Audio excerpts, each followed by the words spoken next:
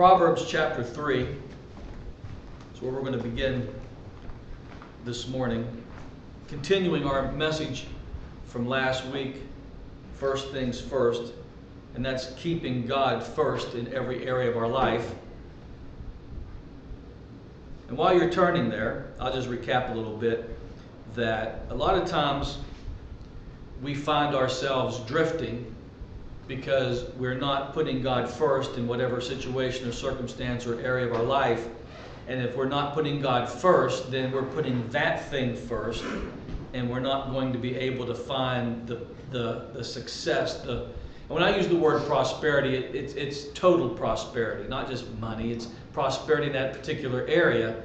And if I'm putting other things before God, then God can't be preeminent in that particular area. And that's why in Colossians it says Christ must have preeminence in all things. I remember, it was a Watchman Nee book. I don't know which one it was called. It's one of his obscured ones. That's why I don't remember the title. This is back in the early 90s, and I'd gotten the book and I'd opened it up. And that was one of the very first things that he says in that first chapter of that book. And so it's like the first 3 lines. And I remember opening that up. And I remember exactly where I was at.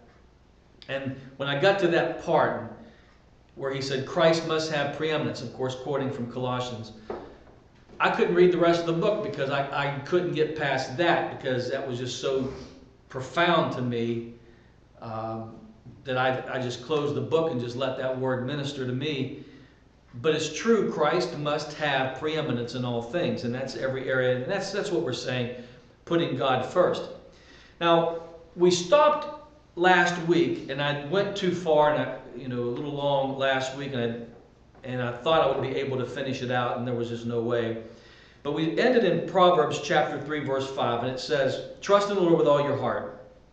Lean not on your own understanding, but in all your ways acknowledge Him, and He will direct thy paths." And so we were talking about acknowledging God, and when we acknowledge God in every area all the time, in everything, He sets the course of action.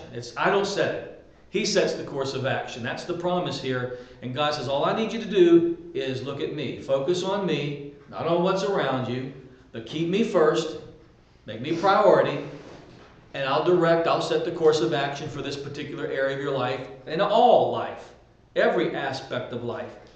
And so that's what we were talking about last week. Well, where I failed and where I wanted to end, and I didn't get to it, so I'm going to get to that point in my introduction today, is this, that to make it practical, and this is how I saw it, this is how I'm seeing it from my own personal life, is that I may not know what God is up to, and I may not know how to fix this thing, or even how to navigate through this particular area, or even a season of my life that I'm in.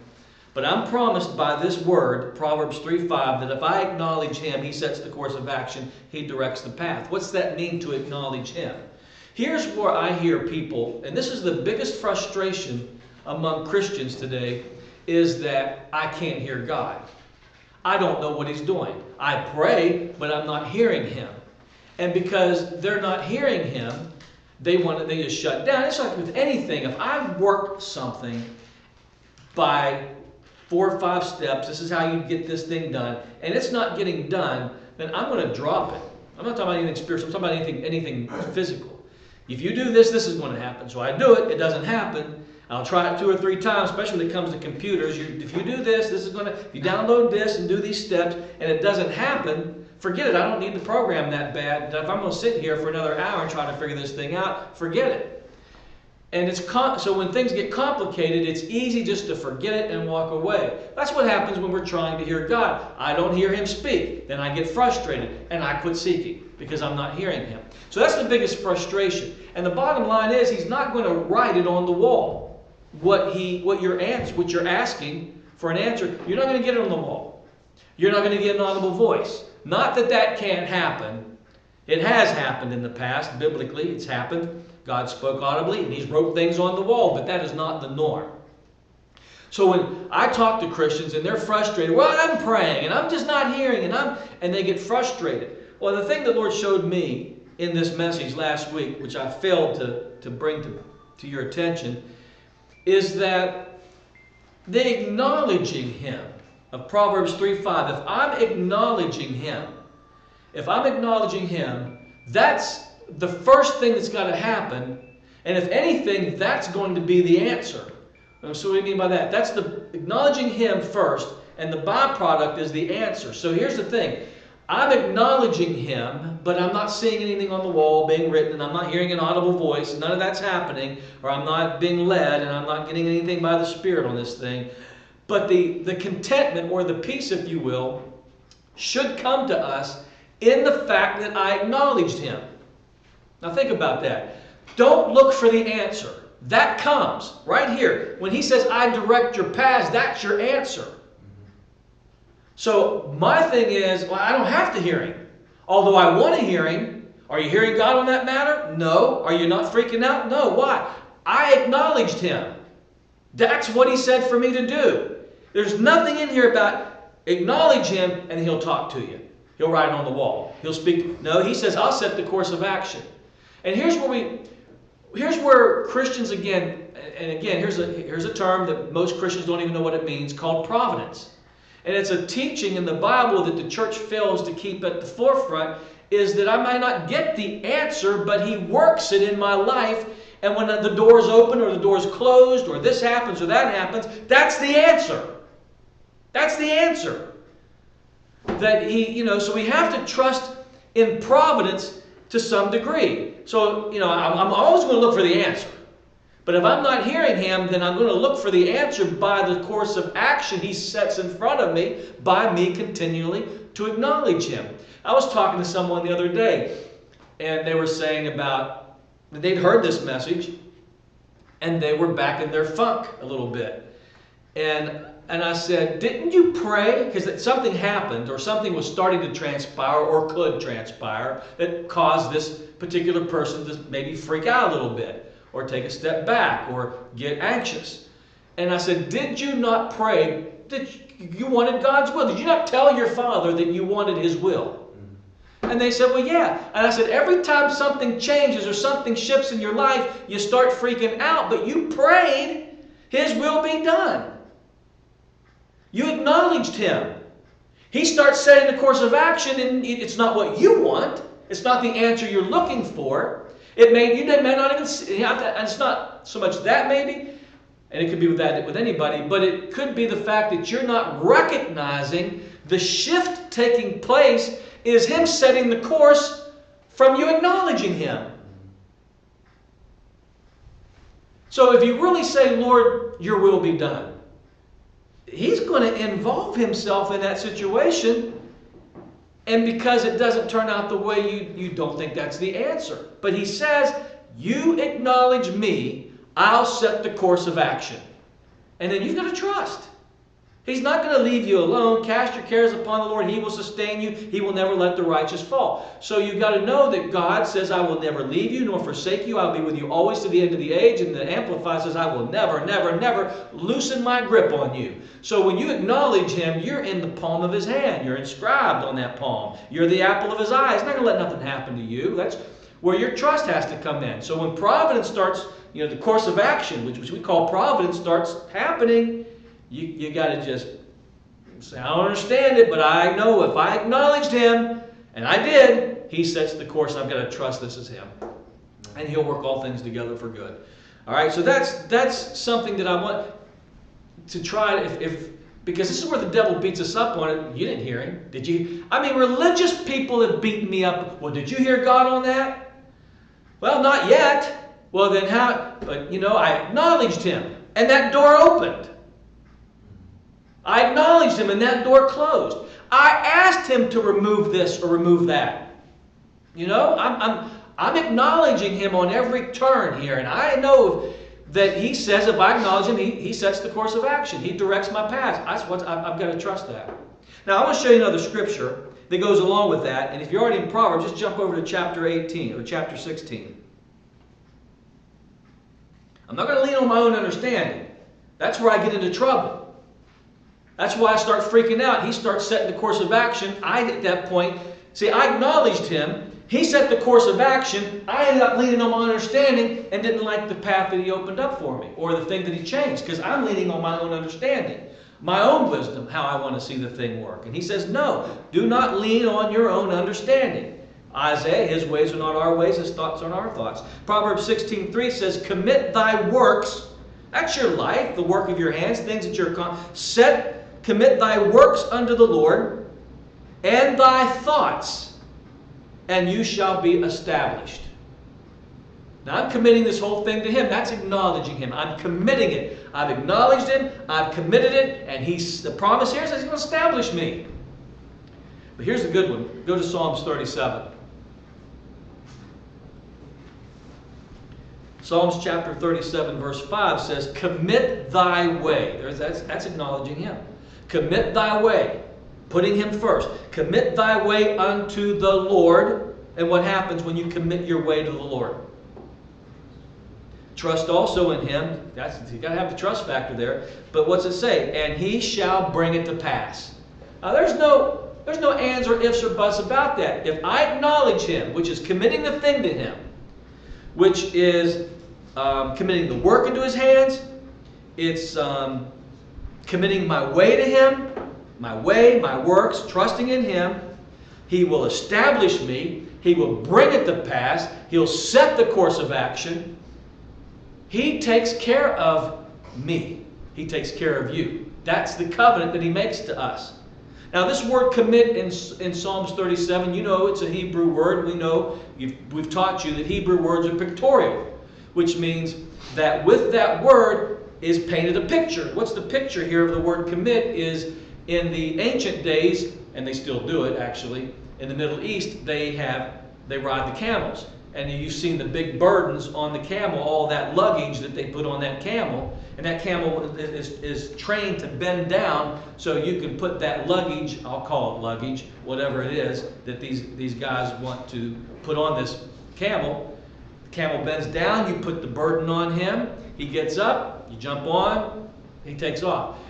That word commit is roll the burden, roll the baggage, roll the luggage onto him. And he carries it. And he brings it to pass. So whatever it is in our life. So what are you doing at that point? You're acknowledging him. You're rolling this thing onto him. The situation, the circumstances. And he has promised to involve himself in your affairs. And that's what Romans 8 is. When it says that all things work together for good, when you involve God, not that he made that bad thing happen, not that he caused you to lose your job, not that he caused the divorce, not that he caused the death, not that he caused any of this stuff, but just stuff happens in life because it's the kind of life that has transpired through sin in this world. Bad things happen. But he's promised us that if we acknowledge him, of Romans 8, he enters in. See, a lot of people think that Romans 8 is he caused it. No, that doesn't say that.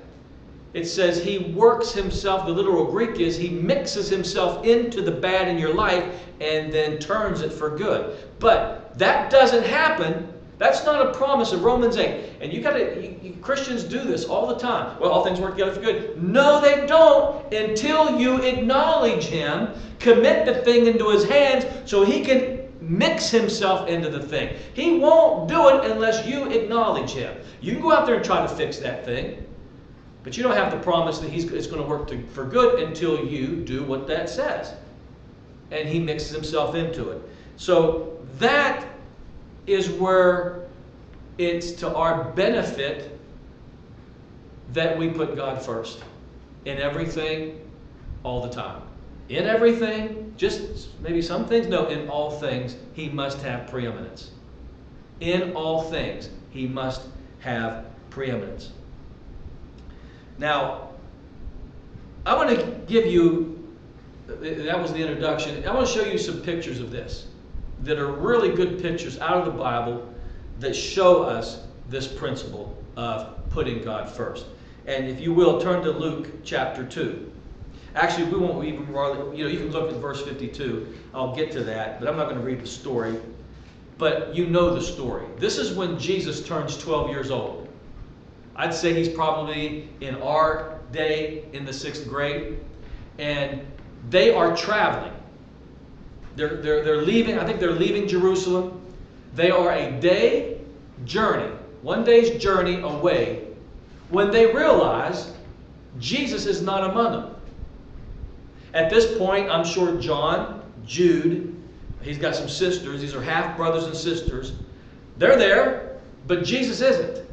And they get a day's journey away when they realize, where's Jesus? Now let me ask you something. They can't have that many kids. We only know that they have a handful. If Wyatt wasn't in the car, you'd know it. Yeah. Right? How did these people not know their kid is not in the car? Because they must have gotten themselves involved in a situation. Maybe they were fighting. Oh no, Holy Mary fighting with Joseph. Oh yeah, they're perfect. They don't fight. But we don't know what was going on. Maybe they had a problem in the family that they were focusing on and lost track of one of the kids. So it says when they've gone a day's journey, they go and watch this. They ask family members and they ask close associates. Jesus is not only is missing out of their lives, he's not even with relatives or even friends. He's nowhere to be found. He's back in Jerusalem. This is a picture of how in the world could you lose Jesus? How in the world can you lose sight of God in your situation and circumstance? How many days' journey have you gone on in your situation and circumstance and God wasn't put first? And as easily as they misplaced Jesus, which that's hard to fathom, it is just and more easier for you and I to put God second, third, fourth somewhere in our lives while we are engulfed in this situation or trying to make a career for ourselves or whatever it is. God, they didn't give Jesus up to child services. They didn't walk away from him. They just lost sight of him. I'm not saying, because I still believe in God. I believe. I'm trusting God. Yeah, he's about fourth and fifth. You talk to these people, and I do it all the time. They love, and they've got the language down. I believe in God. I'm trusting God. I'm praying. But all the while you're hearing that, personally, they've got God fifth, sixth, or seventh down there. And they really think by keeping him down there that he's going to somehow bring them through. I mean, they could probably be sitting there, Mary and Joseph, talking about Jesus. Did you see what Jesus did? Yeah. Did you see how he talked to that other guy? Yeah. And they could be sitting there talking about Jesus, but he ain't there. It's probably when they said, well, ask him. And then they found out he wasn't there. But you can talk about God all day long and not have him priority. Not having him at first place. And this is a huge problem. I'm telling you, it's an epidemic. We got the talk down, we got the jargon down, we've got the moves down, we've got but he is not priority. He's in it, he's in the mix, but he's not first. And he requires first fruits. That was the picture and shadow. He requires first place, priority. So they go back and they find Jesus. And Luke chapter 2, verse 52, they go back and it says, he was about his father's business. That's why he stayed there. He didn't jump on board. He stayed where he was. He was about his father's business. But it says because he was about his father's business. Meaning, now watch this. Jesus did not put them first. Or he jumped on. I know people criticize Jesus. Well, he's just a young kid and he should have. Now he said he was about his father's business. So as far as I'm concerned, the father said, do what you're doing. Otherwise, he wouldn't put that in there. He says, well, that was that raggedy-nosed Jesus that never grew up yet. He was a kid. You got to give him grace for that. No, it says he was about his father's business. And it says, as he was about his father's business, what does verse 52 say? He increased. Is that what it says? He increased in wisdom, stature, favor with God, favor with man. When you put God first, as he did, you will increase in your life in wisdom and favor with God and then favor with man. Because God will always give you favor when you put him first. God will always increase you success-wise, prosperity-wise, wisdom-wise, stature-wise, favor. That's what favor is, unmerited favor. He will increase you total prosperity across the board when He gets to be first place in all things. That's what happens. So when you get a hold of Jesus and make Him first, letting Him have preeminence in all things, you will increase because you'll be about His business foremost. And if you let that sink in, because that's a good picture there. Now let me show you another one. That's another picture. Here's another picture. But you can see if they can lose track of Jesus, physical Jesus, a kid, you're responsible for, how much more can we lose sight of God who's invisible? Now watch. Matthew chapter 14. This is all pictures of acknowledging God first, putting God first. Matthew 14, verse 22, it says, straightway Jesus constrained, and that word means compelled or forced, His disciples to get into a boat. Now, I don't know why it says He had to compel them. Maybe they saw a storm coming. Maybe they sensed it. These are fishermen. They have a knack to be able to understand what's coming by the weather. You know, we can do that today to some degree. We can tell when a storm's coming. So, but He constrained them to get into the boat and go before Him to the other side. So He doesn't get in the boat with them, but He tells them to get in the boat. They launch off. He tells the multitudes to go away.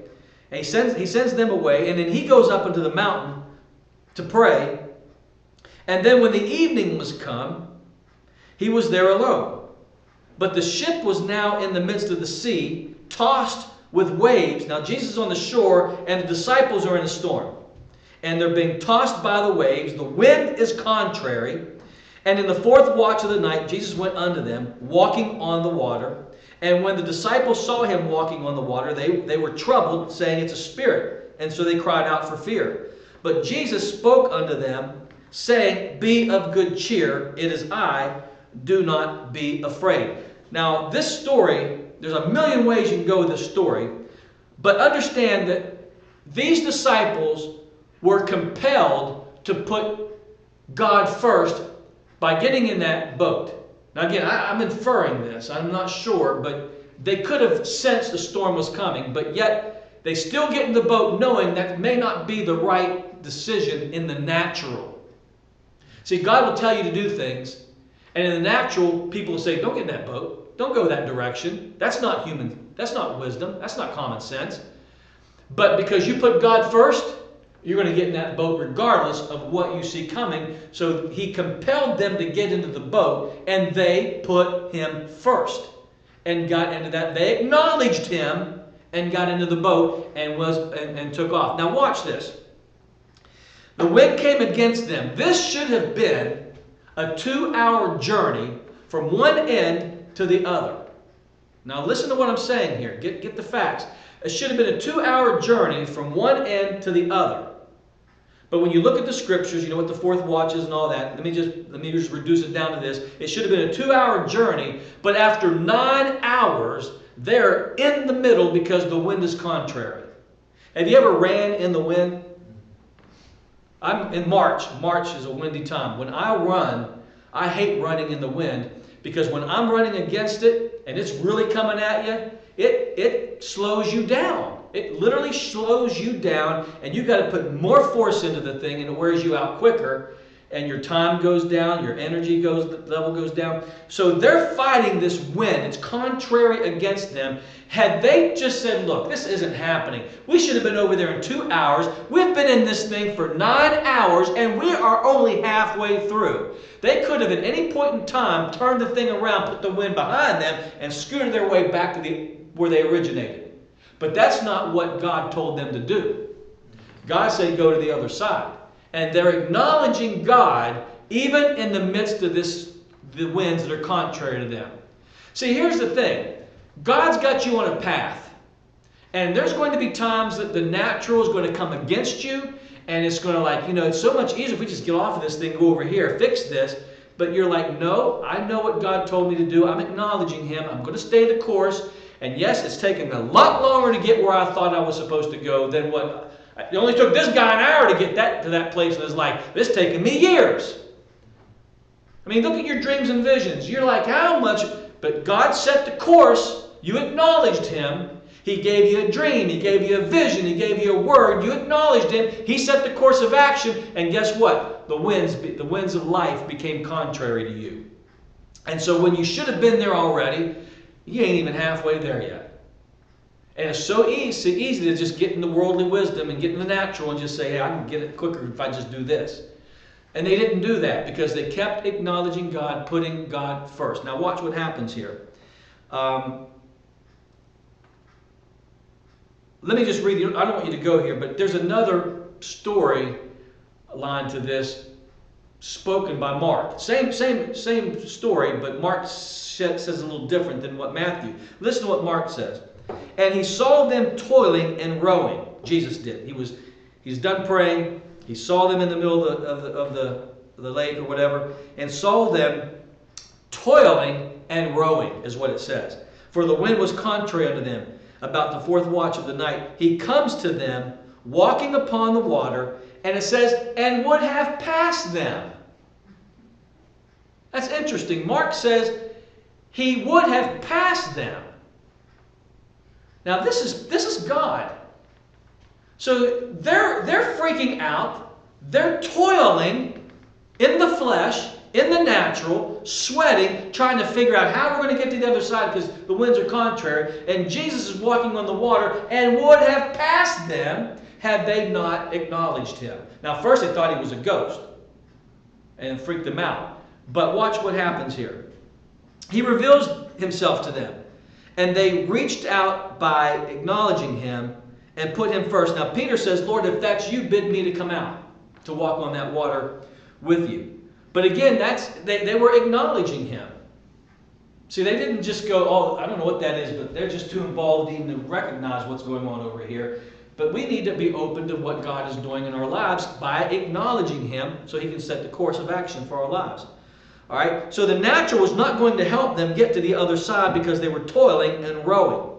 Now when Jesus got in the boat, the Bible says when He got into the boat, we're going to get to Peter sinking here and walking himself on water, but let me just get to this. It says when He got into the boat, the wind ceased. Meaning that when you acknowledge God in the situation, the winds will cease.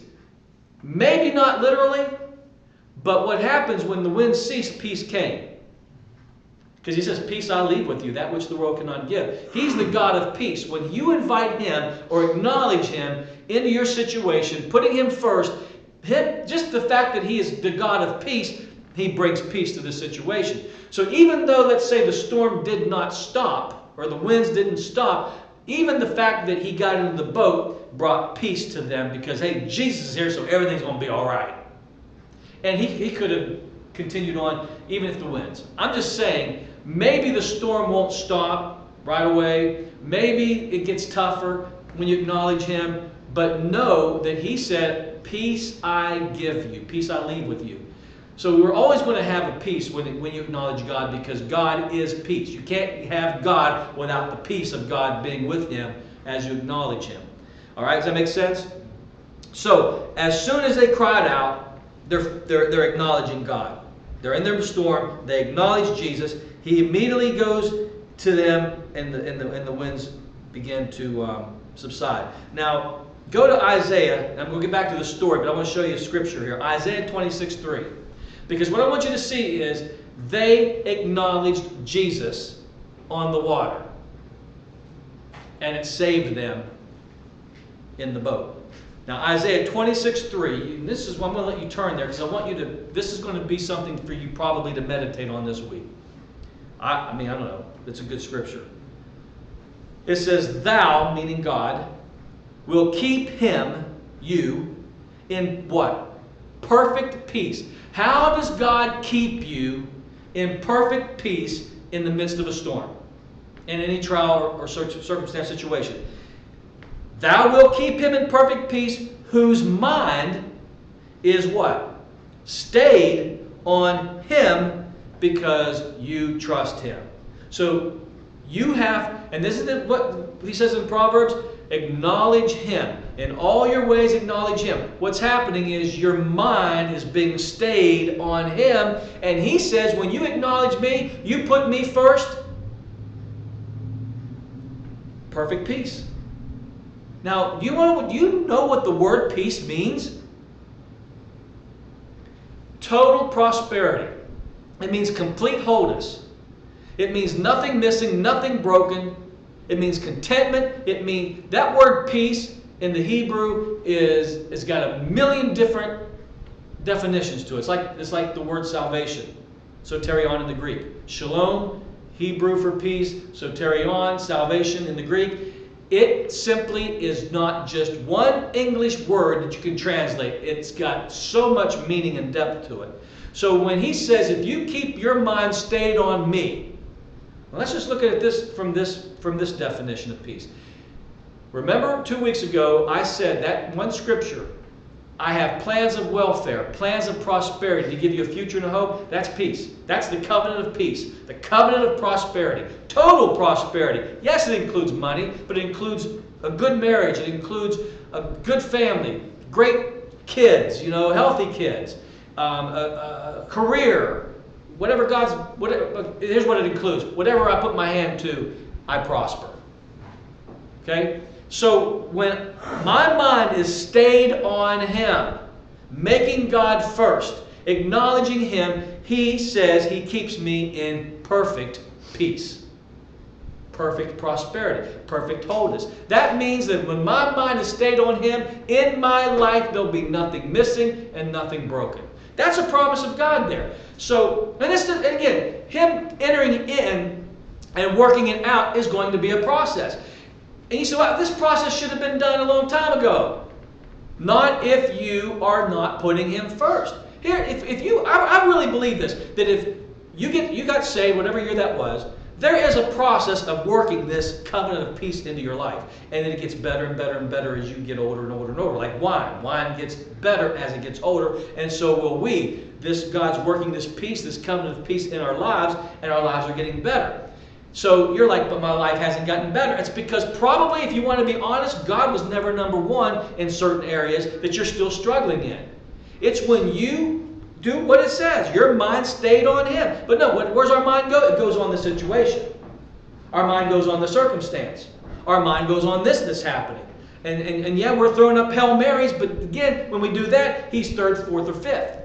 I'm saying, I'm locking myself on God. How do I do that? By locking myself on his word, because in the beginning was the word, and the word was with God, and the word was God. So when I say God, I'm saying the word. So how do I lock in on God? Where's he at? He's in the word, which is looking at those promises, finding out what his purposes are, getting the character, the attributes, and the promises, having a relationship with the word, getting that word in you, is putting God first.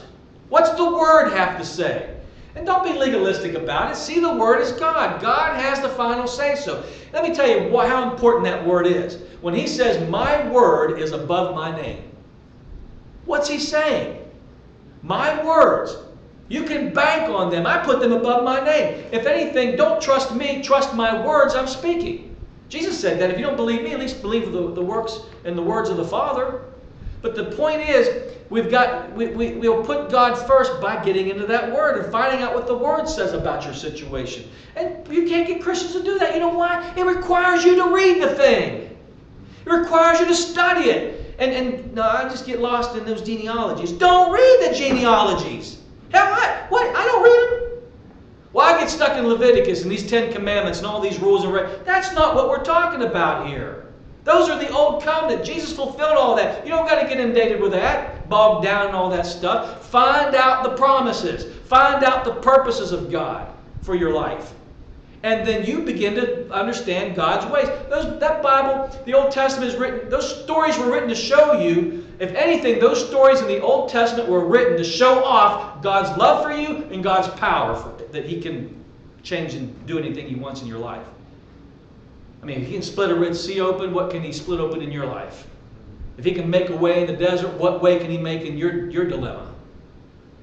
If Because I'm telling you, there are people out there, Christians and non-alike, that are out there and they're up against the wall. They're facing economic problems. They're facing divorce. They just got out of a death, a tragedy. People are up against the wall, and they need to know that God is able to do above and beyond what they can ask or think. That God can turn that thing around and get you through it. Not overnight, but He will get you through it.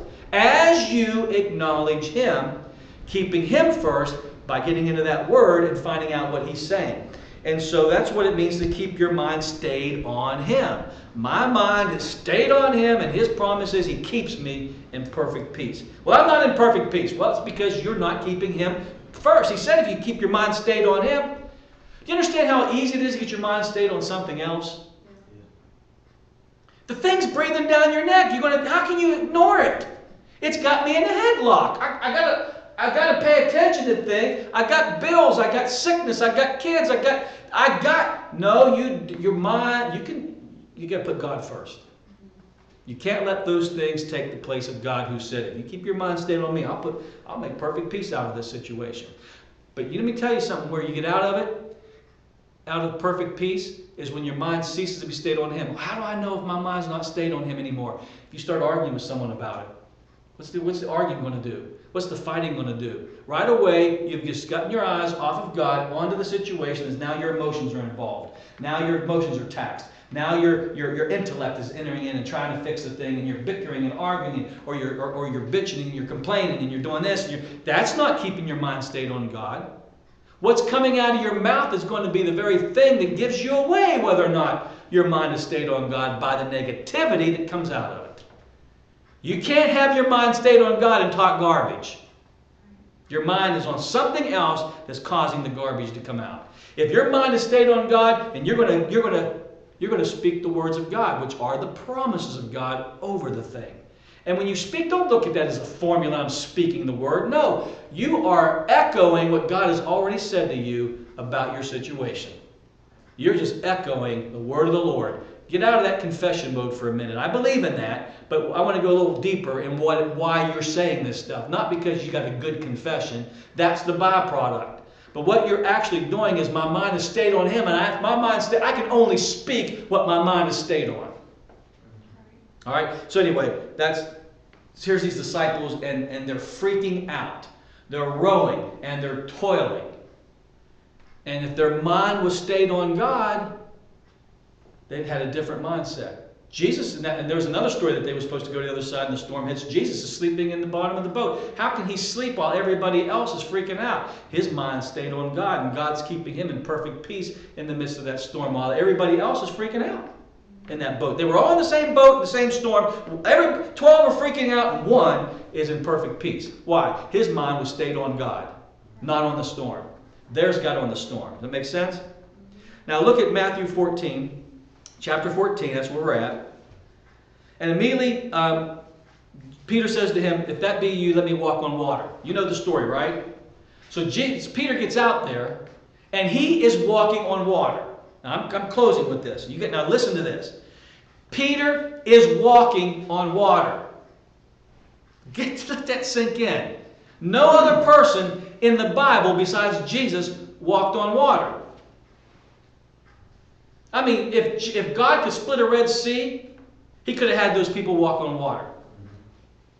It's His choice. You want to split it? You want to walk on water? I'm going to split it. But this is an occasion where Peter, who's not that spiritual, here's what I want you to see. This man, Peter, who always has his foot in his mouth, who's always missing it, he's walking on water. Now, why am I making a big deal over this? You got to go where I'm going to go with this. Because up to this point, you're like, yeah, I walked on water. But there is something huge here.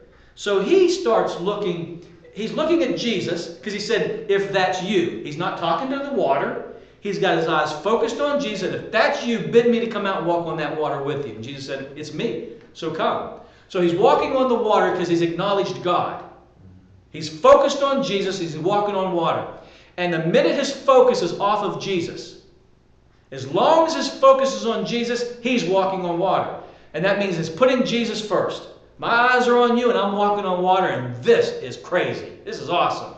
But then the winds, remember, because the winds didn't die down until Jesus got where? In the boat. So while they're on the water walking, the winds are still blowing and the waves are still crashing, and he looks at the waves and begins to freak out by what he sees and begins to sink. I've never seen anything slowly sink. There's no buoyancy about us. I jump in that water, I don't float around for a few minutes and I just, like quicksand, I just eventually go down. We go down, we sink like a rock. But it says he did not immediately go down. He just started sinking slowly and cries out, and Jesus grabs him. There's a significant spiritual principle to that, going down slowly. You don't lose, God doesn't lose first place overnight. You didn't make him first place and then all of a sudden he's second. Because that would be too drastic. We would know it at that point. It's like that frog in the water. In the pan, cold water. Oh, this is good. Just heat it up. He'll boil him because he doesn't know the difference now. He gets so suited with the temperature change that he'll stay in there till he boils and he's dead. That's what the devil does. Daniel says his purpose is to wear down the saints of God. And so what he does, he comes at you slowly. He doesn't take you off course right off the bat. And it's a gradual thing to get God from 1 to 2. And that's how he wants to do it. If it's a quick thing, you'd know it right off the bat. Yeah. That's why these people think they've got God first. But if you really listen to them and they really, you know what, now he hasn't been first for a while. All this time, just because I pray doesn't mean I put him first. Just because I talk about it doesn't mean he's first. Again, going back to the story of Jesus, they could be talking about Jesus in that whatever they call that, whatever they were traveling in. They could have been talking about Jesus, but he's not even there. They left him a day before they realized. It wasn't, oh, we got in the car. Was everybody there? There's him, her. Where? Okay, no, go find him. No, it didn't happen like that. It was gradual, day's journey before they found out, wait a minute, something's missing. And that's what happens. 2 weeks goes by in life, 3 weeks, a month, a year. Sad to say, 6 years goes by. I don't know how I got here. I have no clue how I got here. A prodigal son finally came to himself in the pig pen. But how long did it take him to come to himself and put his father first so he makes the trek back home? All right? So here's what I want you to see. Peter is walking on water. As long as he's getting God first, he's on top of it. He's on top of the situation. God first, top of the situation. God second, you start to sink.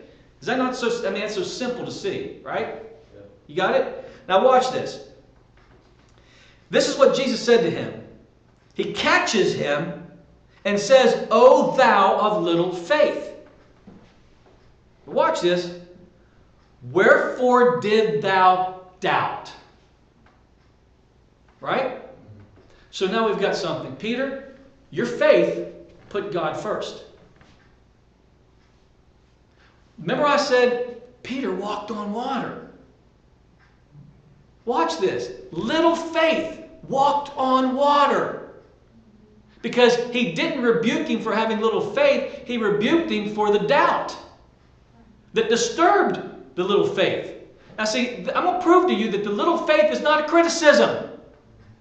Little faith could have been a term of endearment. Hey, little guy. Hey, little, because his faith compared to God, of course it's little. My faith compared to God, it's little. Right? But it's really not my faith. It's the gift of faith that I have. It's his faith that I have. It's my doubts that destroy the gift of faith that he's given me. But watch this. Little faith walked on water. Doubt caused him to sink. Now the NIV says this. And this is a wrong translation. This is why you got to watch certain translations. Listen to what the NIV says. Because you have little faith. This is why you started to sink. Because you have little faith. That's not true, because he goes on to say, if you go to Matthew chapter 17, verse 20, he says, because of your unbelief, for verily I say to you, if you have faith as a mustard seed, you can say to this mountain, be removed, and yonder, and it will be impossible. Everything shall be, nothing shall be impossible to you. Now, that's where the NIV says, because of your little faith. But I want you to see something here. The NIV will say, because of your little faith, and then goes on to say, but if you have faith of a mustard seed, you can move a mountain. Does that not, do you not look at that and go, wait a minute?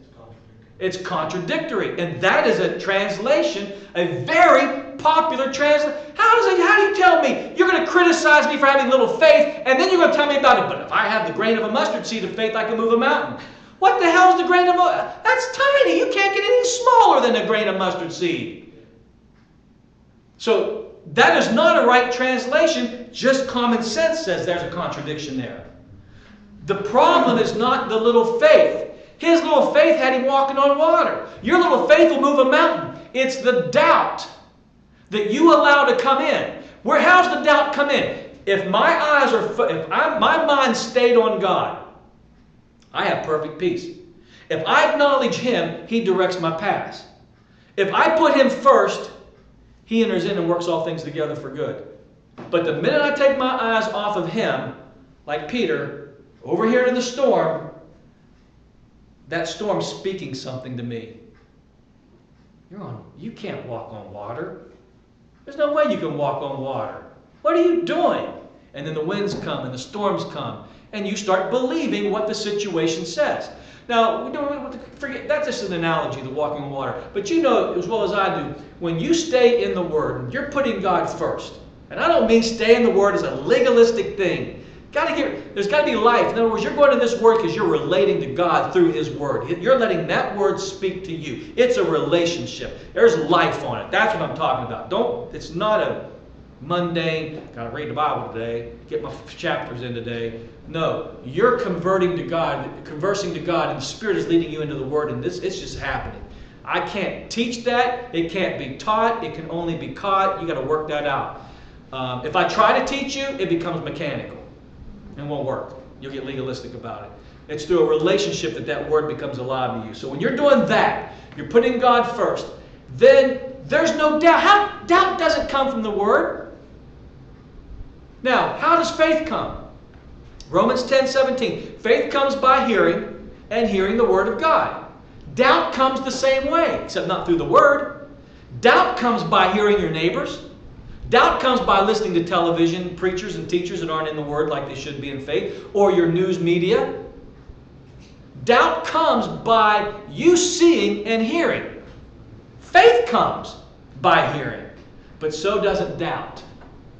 So if you're not in the Word, renewing your mind, Romans 12:1 and 2, if you're not renewing your mind, keeping your mind stayed on Him, which is stayed upon God and His Word, you're going to be out of faith real soon.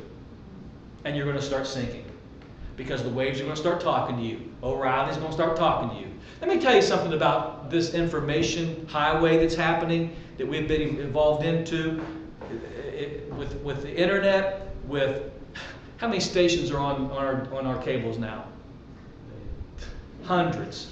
And you still can't find anything to watch. I mean, think about that. I remember when I was young, we had 4 or 5 stations. It didn't go past channel 13. And some of those stations were blank. They didn't even use them. I'm saying that we didn't have smartphones, we didn't have computers, information was hard to come by. If you didn't have a set of encyclopedias, you didn't have a whole lot of information except what you'd get at school. I'm telling you that there's not a whole lot out there. And now we've got news media 24/7, we've got smartphones, we've got internet, we've got blogs, we've got all kinds of things coming in our living room through TV, through computers, through our phones. And let me tell you, and that's not a bad thing, by the way. It can be, but I'm not using it as a bad thing. Here's what I'm saying. With all that information comes doubt, the spirit of doubt. I could tell you something that's a fact, but the way I say it and the way I present it is in the spirit of doubt. We call that a spirit of Antichrist. It's a spirit of doubt. It's a spirit of the world. It's good information. I mean, you watch Dr. Phil, and you sit there and go, it's good information. Or Dr. Oz, it's good information. And it is. Believe me, I like watching those guys. They come up with some good stuff. But you got to watch. Sometimes there's a spirit of doubt on what they're saying. Or a spirit of fear. If you don't do this, this could happen to you. Well, it's creating a spirit of fear, so now you're going to do it. So you got to watch. It's laced. That's a good word. I was trying to find a word this morning for it. There it is. It just came. This information is laced with fear, Not all of it, but some of it. You got to watch. It's good stuff. O'Reilly, I hear you. It's great, but you're lacing that information with fear. I took the information, but guess what came with it? The fear or the unbelief. So that's why your mind's got to be stayed on God and the Word, not these people. And the minute you start listening to everybody else, these other voices, and start reading and hearing and looking in your eyes, you can still be a believer. In fact, I can watch all this stuff and go to bed with my prayers. Now I lay me down to sleep. Pray the Lord my soul to keep. But I just took a whole dose of an hour of Hannity that was good, but for some reason I walked away and my spirit was sick. How'd that happen? It was good. I can't debate what they said. See, you think I watch Fox News all the time, and people that like MSNBC, they're going to get mad at me. I'm just saying. I don't even know who's on MSNBC. I don't even know who's on CNN, except James Earl Jones keeps telling me I'm watching CNN. But you got to, even with preachers, and believe me, I'm going to get off of this, the news media and all these personalities. I'm telling you, the preachers are worse. They should be the ones giving me faith. And yet they'll get into that word and somehow create doubt and fear out of that word. I don't know how they do it, but I do. The old covenant. But you got to watch that. And that's what I'm saying. That's a story getting that. If I don't put God first, there's where my doubts come in. And so your problem is not your faith. Your little faith can do a whole lot. It's when you let the doubt in. And the doubt comes when you don't put God first. Let's stand. The doubt comes when you don't put God first. Put God first, faith comes. Father, for me personally, God, this is an alignment for me, for my own personal life. It aligns me better on the course you have me, so I don't want to be sinking. God, I don't know what tomorrow holds, but I know that if I don't look at you and keep you first, whatever comes could sink me. I'm tired of sinking. Tired of going around the mountain 24 times in a day, year, whatever. I want the covenant of peace. And that comes when my mind is stayed on you. That comes when I give Christ preeminence in all things. Put God first. This is not a religious thing. This is a life thing. This is a relationship. If a marriage is going to work, the husband has to put the wife first. If the job comes first, kids come first, that marriage is going to suffer tremendously. And so it is with our relationship with God in our own individual lives. If God doesn't come first, who formed us and created us, if He can't come first, then the creation comes first, that which He created, and it will destroy us. When Adam and Eve did not put God first, they put something else first, and their whole life went to hell in a handbasket. And so did ours, until we come back and acknowledge God in all our ways, so He can set the course of action, fulfill the covenant of peace, and turn our lives around for His glory and our good. So Father, just let that word, I pray that you season this word this morning with grace, because you've given us ears to hear and eyes to see. Now give us the ability, by your grace, give us the ability to work this word in our lives. You have to initiate this thing. I can't put you first. Without you, I can't put you first. You have to help me put you first. And that's our prayer. God, grace us in order to put you first, so that you can set the course of action, fulfill the covenant of peace, of prosperity and success. Nothing missing, nothing broken, but you work all things together for good. You bring it back to wholeness. You restore all that the enemy and life has destroyed. You bring restoration back in those areas as I put you first.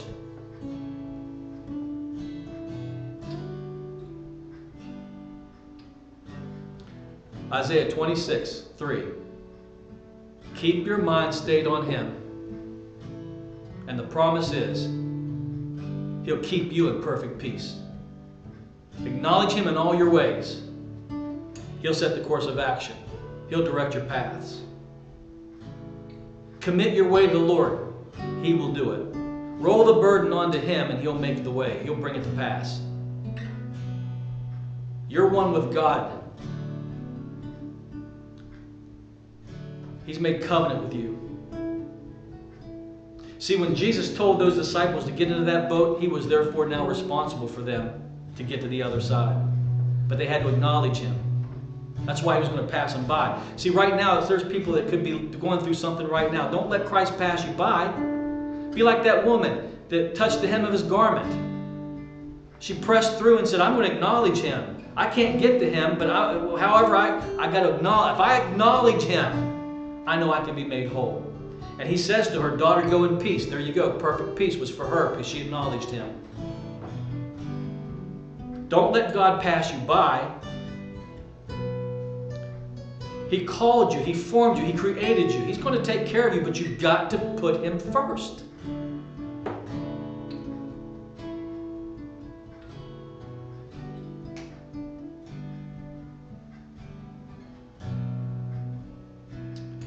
Amen.